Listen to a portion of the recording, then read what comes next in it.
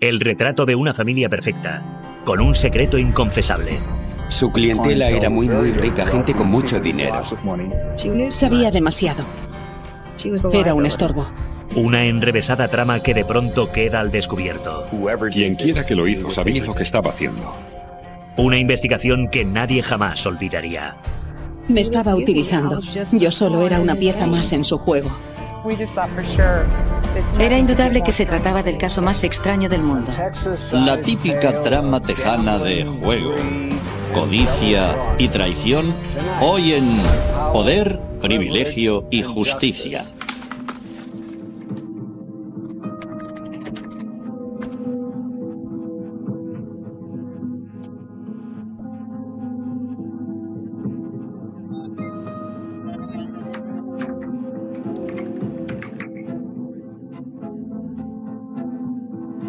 Crímenes imperfectos, ricos y famosos. El caso de Doris Angleton.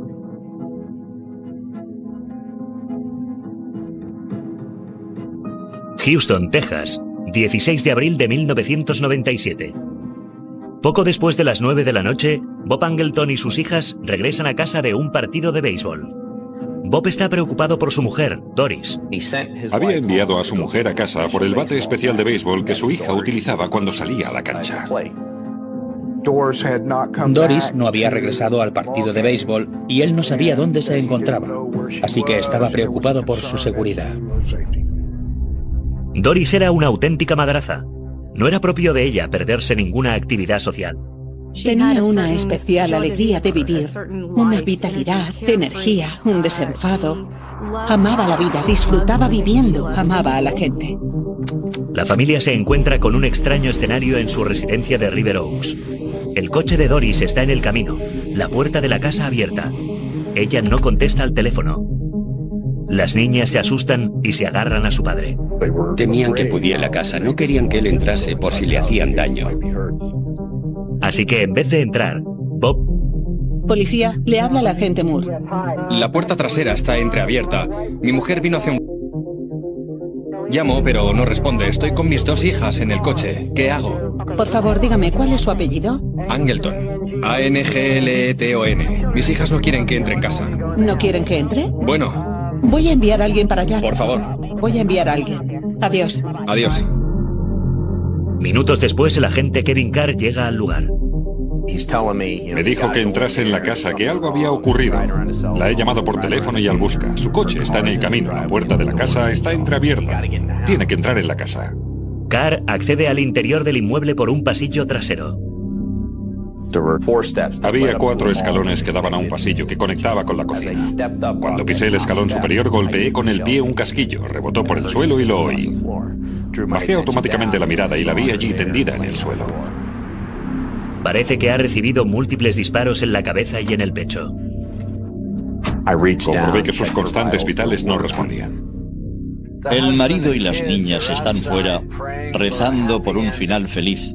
Pero en el interior de la casa la tragedia se ha consumado. Incluso para un experimentado policía, encontrar a Doris Angleton así tuvo que resultar duro. Aquello era un auténtico baño de sangre. Le dije al señor Angleton que habíamos encontrado a su mujer y me preguntó, ¿cómo está? ¿Cómo está? Yo le contesté, bueno, ha fallecido, está muerta. Él se alejó de mí y empezó a correr de un lado a otro del jardín, con las manos en la cabeza, gritando y gimiendo. Al principio, los detectives creen que es un robo con un desenlace fatal, pero algunas cosas no encajan. No hay señales de que se ha forzado la entrada. El sistema de alarma está apagado. Nada parece estar fuera de su lugar. No habían cajones abiertos, no habían registrado nada. En el piso de arriba había una caja fuerte. Nadie había intentado abrirla aun habiendo bonos al portador. Los detectives creen que a Doris la han disparado poco después de entrar en la casa. La habían sorprendido al entrar o al salir, porque estaba justo en el pasillo de entrada. Nuestra hipótesis era que había entrado por la puerta principal. Había dejado el bolso en el suelo a la derecha de la puerta y había pasado por el estudio de Bobby para entrar en la cocina. Y allí fue donde la dispararon. Los investigadores analizan las heridas de bala y configuran un probable escenario. Parecía que Doris había caído en el primero o después de los 2 primeros disparos. Parecía que los últimos tiros los había recibido ya tendida en el suelo directamente en la cabeza.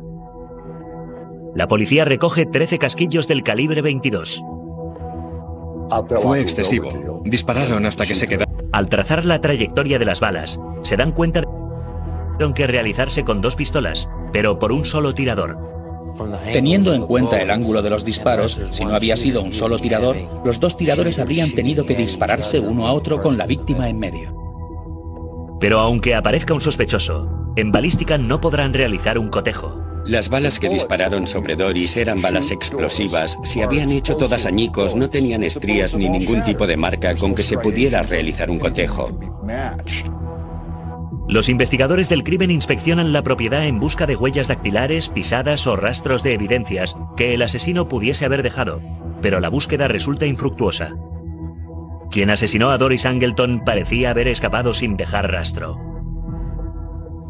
Los detectives interrogan a Bob sobre las horas previas a la muerte de Doris.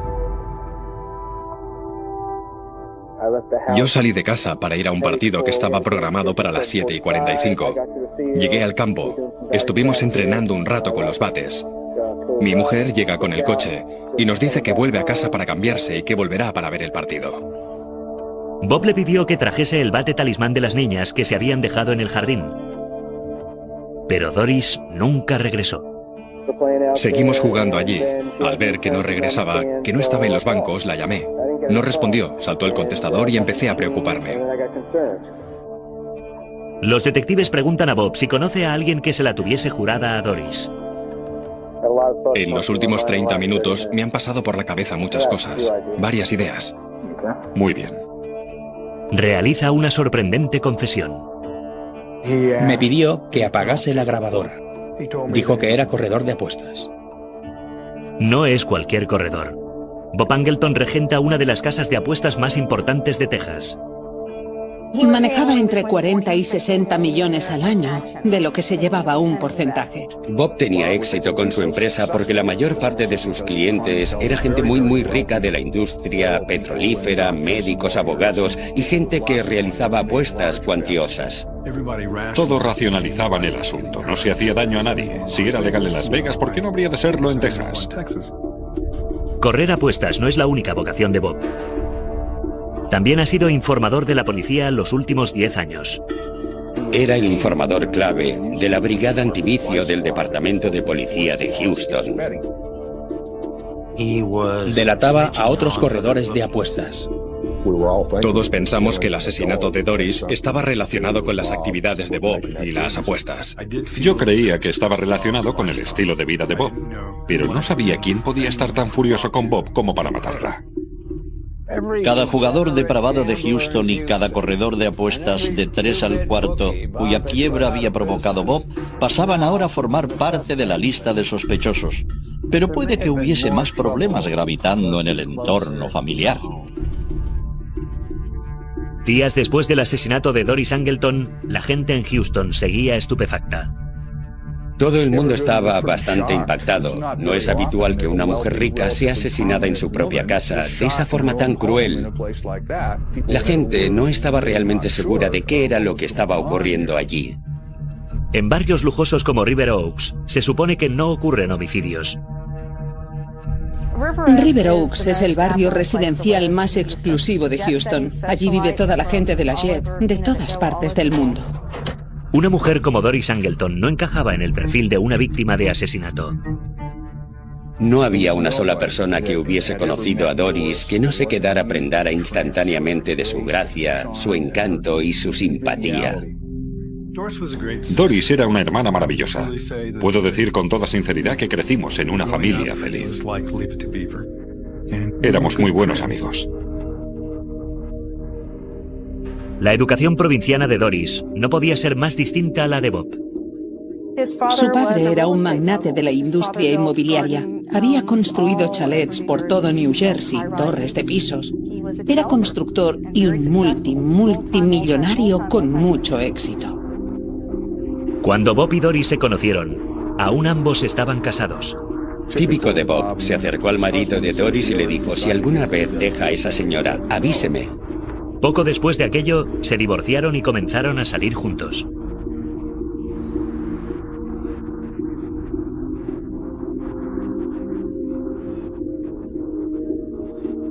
ello, se divorciaron y comenzaron a salir juntos.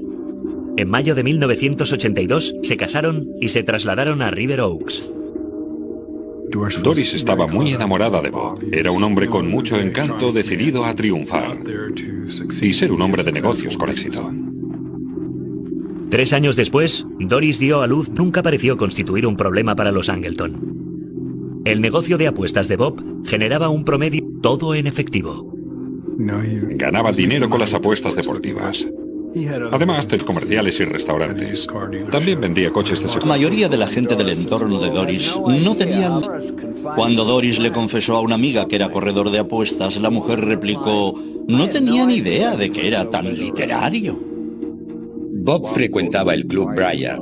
Cuando nadaba, tenía un teléfono móvil en cada extremo. Entre largo y largo, se detenía para hacer y aceptar apuestas. Durante casi 10 años, el negocio de Bob fue próspero, gracias en parte al Departamento de Policía de Houston, que pasaba por alto sus actividades criminales a cambio de información sobre los demás corredores de apuestas de la ciudad. Bob a menudo traspasaba apuestas a otros corredores de Houston y seguidamente actuaba de confidente para la policía, delatando a otro corredor para que la brigada antivicio pudiese detenerlo. La policía arrestaba a corredores de apuestas, mejorando sus estadísticas. Para Bob era una forma fantástica de librarse de la competencia y de proteger su estilo de vida. Pero había otros problemas en su vida. Doris quiere salir de la clandestinidad, quiere legalizar su situación. Le preocupaba enormemente el efecto que el negocio de su marido estaba teniendo en sus hijas. No quería tenerlas cerca de ese mundo. En aquel momento parece que Bob estaba ganando cantidades enormes de dinero con el sector de apuestas deportivas de su negocio. Y por supuesto no quería renunciar a ello. A medida que las tensiones aumentaban en el matrimonio y las niñas se independizaban, Doris empezó a entrar en chats de internet en busca de compañía. Hizo un montón de amistades en la red e intimó mucho con aquella gente. Lo que comenzó como una diversión desencadenó en una aventura con un corredor de bolsa casado de Nueva Jersey. Al principio él venía aquí en avión para encontrarse con ella. Luego se encontraron varias veces en diferentes lugares del país. Yo le pregunté al respecto y ella me dijo: bueno, es la primera vez que alguien me hace sentir hermosa en mucho tiempo. Solo 4 semanas antes de ser asesinada, Doris había solicitado el divorcio. Doris lo tenía todo. Quería volver a tener una vida. Estaba cansada de vivir siempre con dinero en efectivo. Bob pareció respetar la decisión de Doris. Doris dijo que él se mostraba muy lacónico. Yo le pregunté si estaba enfadado o algo parecido. Ella me dijo que no. Al ser interrogado, Bob dice que había problemas, pero asegura que él y Doris acudían a un asesor matrimonial. Mantiene que el asesinato de Doris no tiene que ver con su relación extramatrimonial. Cuando la policía le aprieta, Bob identifica a un nuevo sospechoso: su hermano Roger. Roger Angleton es el hermano mayor de Bob y es realmente la antítesis de Bob. Bob es muy independiente, muy disciplinado y muy metódico. Roger es casi todo lo contrario, es casi un hombre salvaje. Bob describió a su hermano como una persona muy excéntrica. Eran amigos algunas temporadas, pero Roger de pronto se volvía contra Bob. Roger tenía problemas muy serios. Había agredido multitud de ocasiones a su hermano. Bob le cuenta a la policía que inicialmente había contratado a su hermano para que le ayudase en su negocio de apuestas, pero le despidió tan solo 8 meses después. Roger consideró que Bob le había maltratado y se había aprovechado de él, así que le exigió a su hermano cierta cantidad de dinero bajo amenaza de ir a hablar con la policía y revelar el tinglado que tenía montado. Era muchísimo dinero. Acordaron que recibiría una cantidad mensual hasta que todo el pago fuese satisfecho. 3 años después, los hermanos no se hablaban. Pero varios meses antes de la muerte de Doris, Roger rompió el silencio con otra petición. Dijo que Bob no le había pagado sus $200,000 que iba a ir a Houston y le iba a hacer pagar absolutamente todo por el resto de su vida. Esta vez, Bob se niega. Bob pensó que existía la posibilidad de que Roger estuviese involucrado en el asunto, que tal vez aquella había sido la forma en que Roger se había vengado de él. La policía, ya con los antecedentes de Roger, ven una demanda por posesión de estupefacientes en San Diego, California. Hablamos con algunos de los investigadores de San Diego y pudimos determinar que Roger había sido citado ante un tribunal y no se había presentado. La cita era el 16 de abril de 1997, el mismo día que Doris es asesinada. Si no se había presentado en el tribunal, ¿dónde estaba? Tal vez Roger había volado a Houston. Los investigadores buscan en las tarjetas de crédito de Roger. Descubrimos que se había hospedado en varios hoteles cerca de Houston, en las fechas que coincidían con el asesinato de Doris. Los detectives descubren que Roger había tenido un incidente con la seguridad del aeropuerto de Dallas-Fort Worth, justo 5 días después del asesinato de Doris. Suena la alarma X, ve que hay 2 pistolas, le dice, esto es neta de mi hermano, está detrás, voy a buscarlo. Pero Roger nunca regresó. De artículos. Había varias pelucas, tinte para cabello, sobre el asesinato de Doris Angleton de aquí, del mismo Houston. La munición hallada en el equipaje de Roger es del calibre 22, el mismo tipo de bala que habían utilizado para asesinar a Doris. Lo que parecía un cuento con moraleja sobre el negocio de las apuestas era en realidad una inquietante trama familiar. Y cuanto más andaba la policía en el móvil de Roger, más perturbador se volvía el caso. 3 semanas después del asesinato de Doris Angleton, los detectives vuelan a San Diego en busca de su principal sospechoso, su cuñado, Roger Angleton. Pero en su domicilio solamente se encuentra su mujer, Jennifer. Jennifer nos dijo que no tenía ni idea de dónde estaba Roger, que hacía varios días o semanas que no hablaba con él, algo que nos pareció poco creíble. La policía solicita los registros telefónicos de la pareja. Encuentran varias llamadas a un número de Nevada. Marcan y es la prisión de la ciudad de Las Vegas quien contesta al teléfono. Me quedé estupefacto, me cogió por sorpresa. Me dije, debe estar encerrado en la cárcel. Los investigadores descubren que 6 días después del asesinato, Roger había estado en un motel de Las Vegas con una identidad falsa.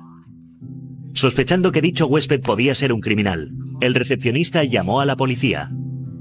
La policía va a interrogar a Roger. Sospechan que está traficando con droga o algo parecido. Descubren que le requieren en San Diego por no haberse presentado a la cita en el tribunal, así que le detienen. Un rápido registro es suficiente para descubrir que ocurre algo.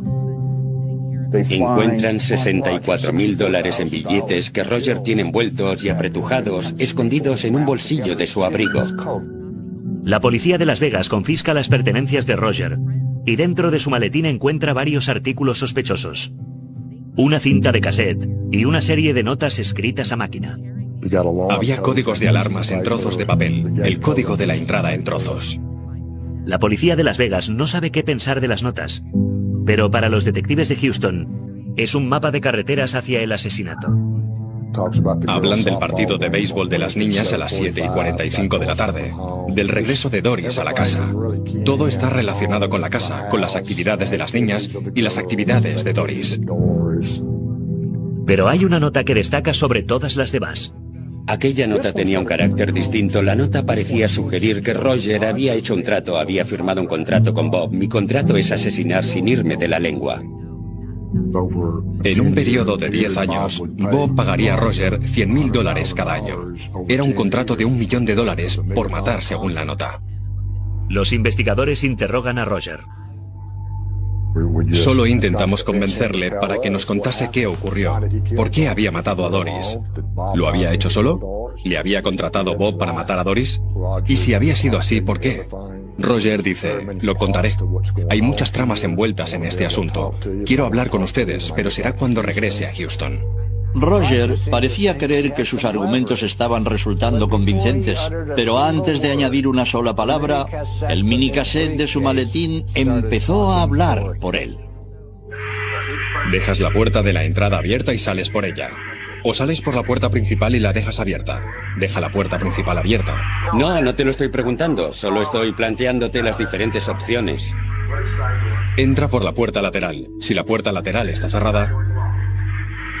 Ya, por eso te lo estaba preguntando. Los detectives escuchan a Roger y a otro hombre tramando aparentemente el asesinato de una mujer. Ella no va a darse cuenta si ha revuelto previamente la casa. ¿Tengo que cerrar todas las puertas entonces? Tú estás esperando, y entonces ella entra en la casa. ¿De acuerdo? Sí. La matas. Bien. Luego revuelves la casa. Bien. Así él podía entrar en la casa, desconectar la alarma, cerrar la puerta, volver a conectarla y sentarse a esperar su llegada. Estaba todo muy bien planeado. Aunque no existe ninguna prueba, los detectives están convencidos de que la otra voz de la cinta es la del propio Bob Angleton. ¿Era el afligido esposo el verdadero responsable del asesinato de su mujer? Estábamos bastante seguros, después de escuchar las conversaciones de la cinta, de que Bob tenía...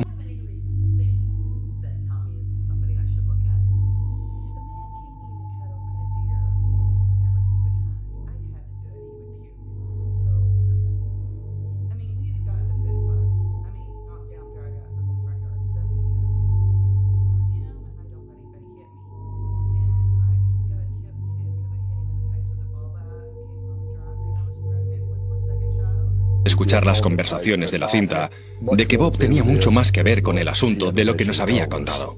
Pero ¿por qué Roger había grabado la cinta? Sigue constituyendo un misterio. Buscando un móvil, los investigadores averiguan que Bob Angleton tenía mucho más que perder con su divorcio de lo que nadie imaginaba. Antes de ser asesinada, Doris había consultado con un abogado tributario. Parece que quería legalizar su situación. Parece que el abogado le dice que la única forma que tiene de hacerlo es con una declaración de la renta con Bob, revelando a la agencia tributaria todo el dinero que posee. Si hacía aquello, Bob lo perdería todo y tal vez iría a la cárcel, a raíz de su negocio en las apuestas. Los investigadores manejan una hipótesis. Él y Roger habían preparado un plan que consistía en que Roger asumiría la responsabilidad y luego desaparecería. Bob sabe que la policía nunca quedará satisfecha hasta que descubra quién mató a Doris. Entonces, ¿cuál es el mejor plan posible? Tener una coartada consistente y decirles quién es el asesino de Doris, lo que le quitará a él toda la presión de encima. Pero el plan solo funcionaría si Roger se las arreglaba para desaparecer.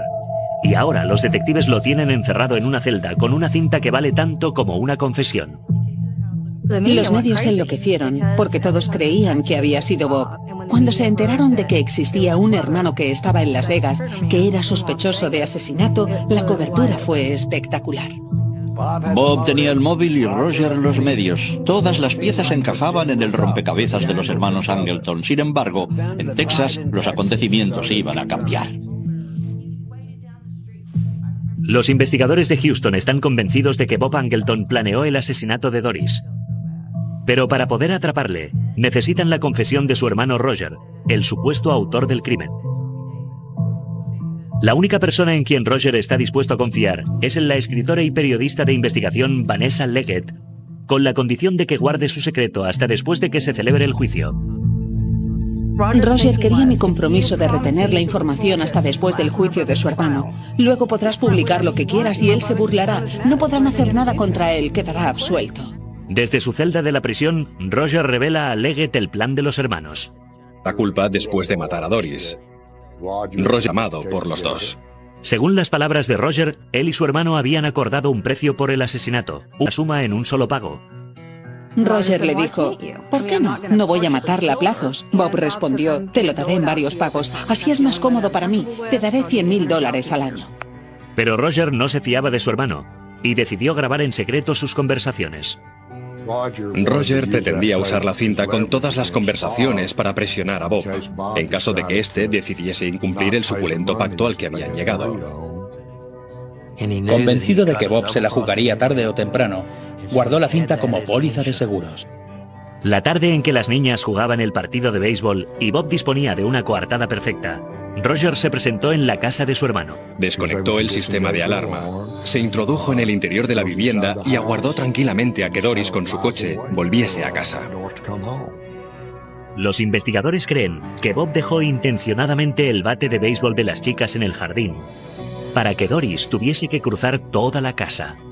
Esperó a que ella entrase en el pasillo y cuando se había adentrado lo suficiente, salió de su escondite y le disparó a bocajarro, a corta distancia, asesinándola sin piedad.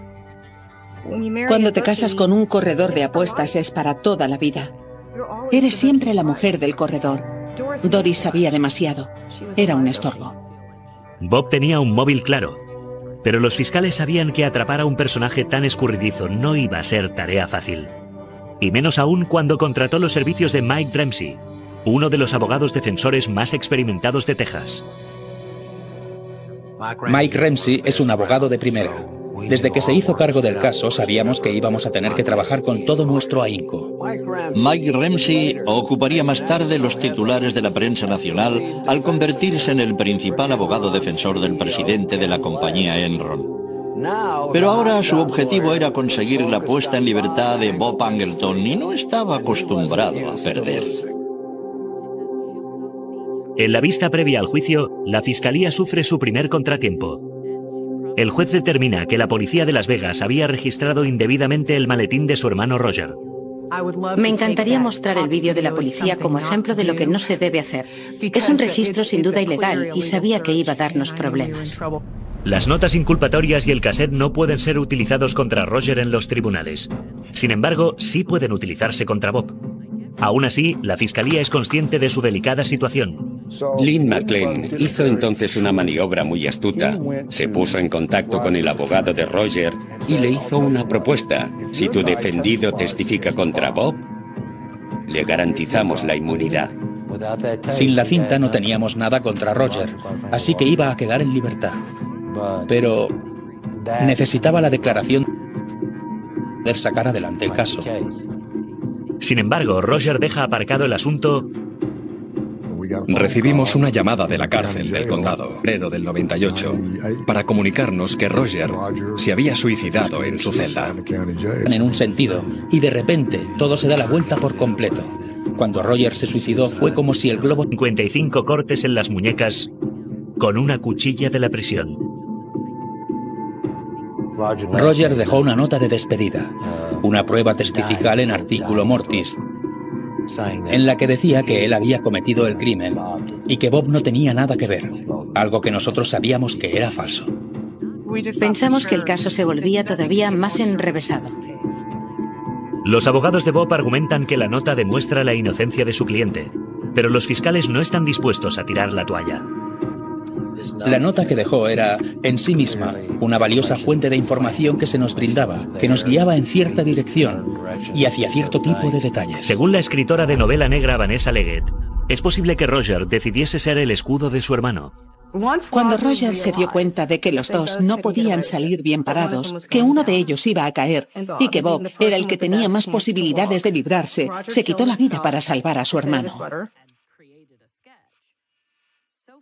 La autopsia reveló que Roger sufría una grave enfermedad cardíaca. Es posible que supiera que le quedaba poco tiempo y le hizo a su hermano un buen regalo de despedida. Era un caso lleno de recovecos y pistas falsas. Era absolutamente fascinante seguir el desarrollo de los hechos. Pese a todo, los fiscales están decididos a continuar el caso contra Bob. La última prueba en la que la fiscalía deposita sus esperanzas es la cinta de cassette de Roger deficientemente grabada. Un experto en acústica compara la voz del interlocutor de Roger en la cinta con una serie de frases dichas por Bob en un micrófono de la policía durante su interrogatorio. Nos dijo, tengo malas noticias. Está bien, suéltalo de una vez. Y añadió, existen un 80% de posibilidades de que no sea su voz. De pronto el caso parecía abocado al fracaso. Las posibilidades eran muy remotas, pero la fiscalía no estaba dispuesta a rendirse sin luchar. En julio de 1998, 15 meses después del asesinato de su esposa, Bob Angleton entra en la sala abarrotada de un tribunal de Houston para someterse a juicio. Intentamos concentrarnos en Bob, no dar importancia a los expertos en reconocimiento de voz, ni a otro tipo de detalles menores. Los fiscales arguyen que la única persona en el mundo con motivos para matar a Doris era su marido. Si creen ustedes lo que la defensa quiere que crean, resulta que el bueno de Roger le hizo a Bob el favor más grande de este mundo. Necesito resolver mi divorcio sin rendir cuentas en los tribunales, a Hacienda y a los federales. Y mira por dónde, Roger, a ti se te ocurre casualmente matar a mi mujer. Muchas gracias, a lo mejor incluso te recompenso, me dan ganas de abrazarte de alegría. Pese a que sus propios expertos estaban seguros al 80% de que la voz que se escuchaba en la cinta no era la de Bob, los fiscales se arriesgan y presentan la cinta como prueba. Argumentan que Bob era la única persona con la que podía estar hablando Roger. Hablaban de si convenía quitarle el anillo de boda para que pareciese un robo. La voz que se oye yo creo que era la de Bob diciendo no, no le cortes los dedos. No, no me gusta, no le cortes los dedos, Roger. Me dijiste quítale el diamante. No hace falta cortarle los dedos para quitarle el diamante. Está bien. No me importa.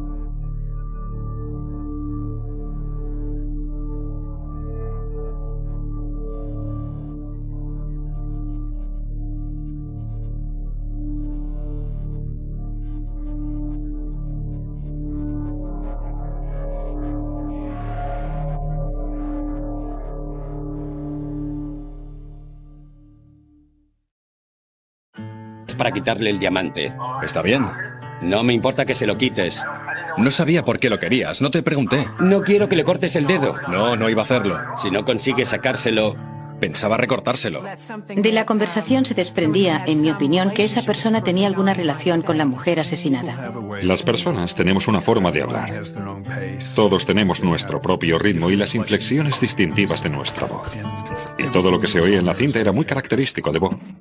En otro pasaje de la cinta, los hombres discutían sobre qué hacer con la mascota de la familia. Saco la perra al jardín y cierro la puerta. Creía que ya habíamos quedado en no hacer eso.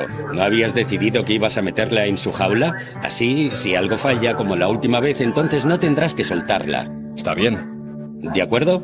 Está bien, la meteré en su jaula. O enciérrala en el baño. Eso es lo que dijiste, enciérrala en el baño. No puede abrir la puerta.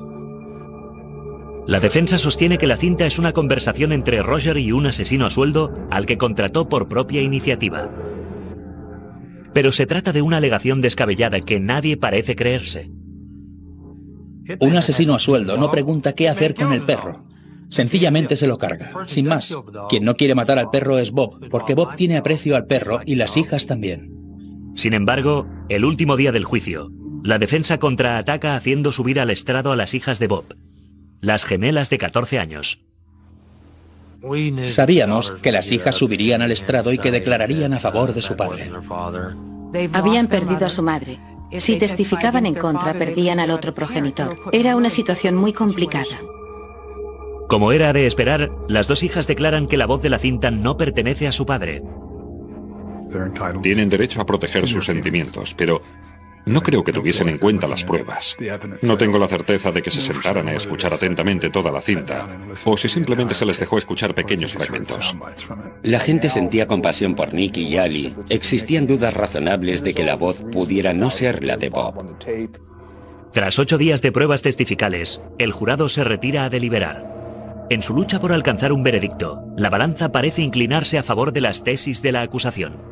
La primera votación del jurado dio un resultado de 10-2. McLean, el ayudante del fiscal, dijo, oh, vaya, buenas noticias, vamos ganando 10-2. El cuarto día de deliberaciones, el jurado regresa con su veredicto. Cuando empezó a correr el rumor de que ya tenían veredicto, me dije, no me puedo creer que lo hayamos conseguido, no me lo puedo creer. Y resultó que habíamos fracasado. Entró el jurado y cuando nadie se lo esperaba, declararon a Bob inocente. Me quedé en shock. Toda la familia estaba en shock. Nos quedamos inmóviles. Fue como si me dieran una patada en la barriga. No me lo podía creer, no era posible. Todavía hoy no salgo de mi asombro. No hicimos justicia con Doris Angleton y no prestamos un servicio a la justicia. He perdido otros casos, pero ninguno del que estuviera tan convencido como este. El público no podía creerlo. Estaba clarísimo que los dos hermanos estaban implicados. 2 meses después del juicio, Bob llegó a un acuerdo con el fisco para saldar sus cuentas por $1,7 millones. Pero el FBI no estaba dispuesto a renunciar. Mantuvieron la vigilancia.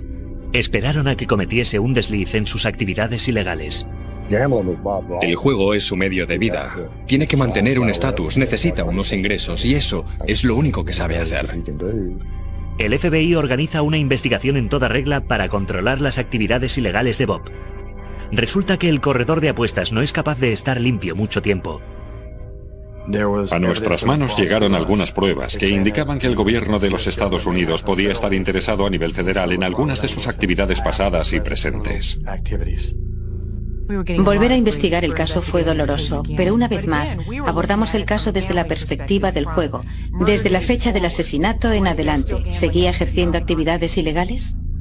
Por si se lo están preguntando, no existe la excepción de algo juzgado cuando un acusado procesado anteriormente en un tribunal estatal se enfrenta a un nuevo juicio federal. Finalmente, se presentaba una segunda oportunidad para hacer justicia en el caso de Doris Angleton.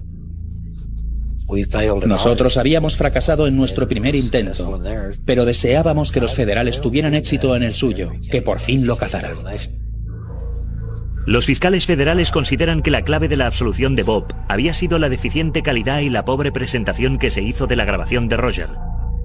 Reprodujeron la cinta en la sala abarrotada de un tribunal. Nadie podía escuchar bien lo que se decía.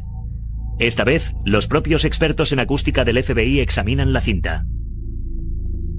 Trabajamos con el laboratorio del FBI muy estrechamente. Digitalizaron la cinta y mejoraron su calidad, basándose en la región del país, en el acento. Se dedujo que podía tratarse de Bob.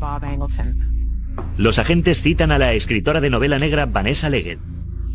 Había hablado con todos los testigos del caso y poseía grabaciones de todas las conversaciones. Pensamos que nuestra obligación era no solamente averiguar lo que sabía, sino saber si disponía de datos que no hubiesen salido a la luz. Pero Leggett se niega a cooperar. Me negué. No podía hablar, todas esas personas habían depositado su confianza en mí y entre los entrevistados había algunos que tenían un temor legítimo. Vanessa se acogió al privilegio de la prensa, aduciendo que no estaba obligada a revelar sus fuentes y se negó a entregarnos las cintas. Leggett es acusada de desacato y enviada a prisión. Realmente no me pareció que tuviese otra opción. No necesité dedicarle mucho tiempo de reflexión. Solo tuve que reunir fuerzas para hacerlo. Irónicamente, mientras Leggett permanece encerrada en una prisión federal, Bob Angleton pasea tranquilamente por las calles de Houston como un hombre libre. El propósito del desacato civil consiste en retenerte hasta doblegar tu voluntad. Te dicen que tienes las llaves de tu libertad. Eso lo hace más difícil. 6 meses después, Leggett es puesta en libertad. Los fiscales federales deciden seguir adelante sin sus entrevistas. Detienen a Angleton por los delitos federales de conspiración, asesinato por encargo y violación de la ley de armas de fuego. La razón por la que pudimos presentar cargos fue porque Bob hizo venir a Roger desde San Diego, cruzando estados para cometer el asesinato. El juicio debía celebrarse en Houston, pero antes de iniciarse, Bob quebrantó la libertad bajo fianza y convirtió su caso federal en un incidente internacional y dramático. 6 años después de que Doris Angleton fuera asesinada a tiros, su marido, Bob, se enfrenta a un juicio federal por asesinato. El 12 de junio teníamos programada una vista en una de las salas del Tribunal del Distrito. Echamos un vistazo a la sala y todo el mundo esperaba que hiciese su aparición Bob Angleton. Entraron los 2 fiscales. En su expresión adivinamos que habían surgido problemas. Nos miraron y dijeron: Bob ha desaparecido. Nos quedamos de piedra, absolutamente petrificados. Ante el descuido de su equipo de defensa, Bob ha desocupado su casa, se ha saltado la libertad vigilada y ha desaparecido. Nos temíamos mucho que Bob hubiese podido huir a Grecia. La familia de Bob era de origen griego. Podía obtener la ciudadanía de las autoridades. Existía el riesgo de que no concediesen la extradición. Pero al cabo de pocas horas, la fuga de Bob se interrumpe bruscamente. Es detenido con un pasaporte falso en el aeropuerto internacional de Ámsterdam. Los oficiales de la aduana se fijaron en él porque estaba realmente nervioso. El pasaporte que les mostró despertó sus sospechas, así que decidieron registrarle a fondo. En el registro descubren $135.000 en efectivo y múltiples identidades. Llevaba un permiso de conducir con su verdadero nombre, un permiso de conducir de Filipinas con un nombre falso y además un segundo pasaporte a nombre de otra persona. Pero al intentar traer a Bob de regreso a su país surge un obstáculo.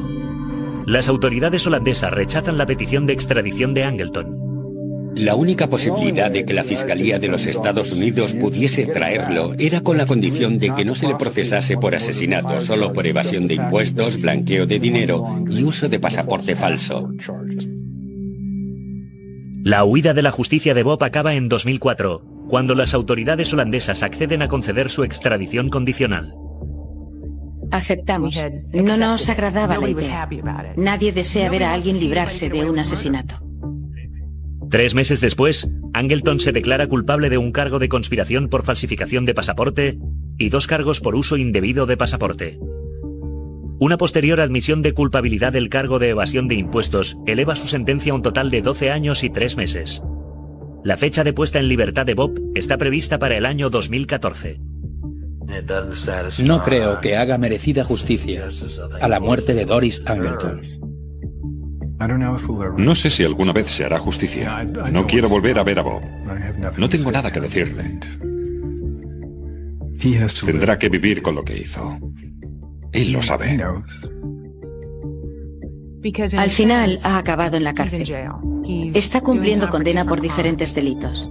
Pero en el fondo, pienso que alguien tendría que cumplir condena por el asesinato de Doris, una víctima completamente inocente que lo único que quería era dejar su matrimonio. El acuerdo con Holanda permite a los federales volver a presentar cargos contra Bob Angleton por asesinato a través de encargo una vez sea puesto en libertad. Esperemos que pague finalmente por su